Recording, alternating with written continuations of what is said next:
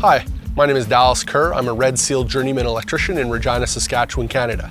Today I'm going to show you how to reset a tripped breaker at the panel and how to reset a tripped GFI plug.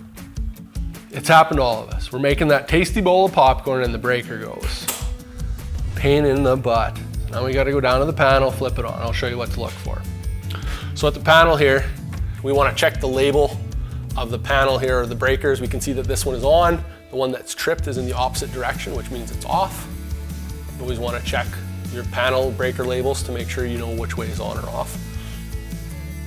When you go to reset the breaker, what we want to do is make sure it's all the way off and then turn it back on. Some breakers, when they trip, will sit halfway. So then it'll sit in the middle like that. If that's the case, you want to make sure it goes all the way off, then turn it back on. So if it's good, you can go upstairs and you can carry on making your microwave popcorn.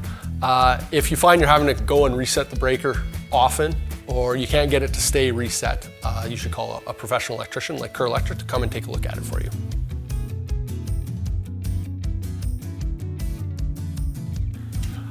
First off, we're going to talk about the GFI receptacle or GFCI receptacle, ground fault circuit interrupter.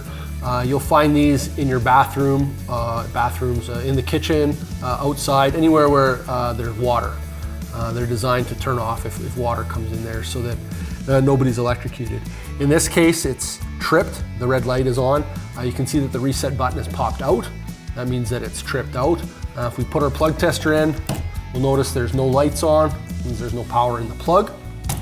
So the bottom button here is the test button. The top button is the reset button. If we push the reset button in, it'll turn the light off. And if we plug the plug tester in, we'll see that we now have power.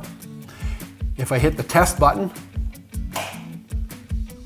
turns it off again. You could hear that audible pop. That was the mechanism inside working. So if we hit the reset button again, it'll turn power back on. I hope you found this useful. If you have any questions or comments, you can leave them below and I'll try and respond as quickly as possible. If you're in Regina and surrounding area and the DIY thing just isn't for you, you can give me a call or email me. The details are below. Thanks for watching.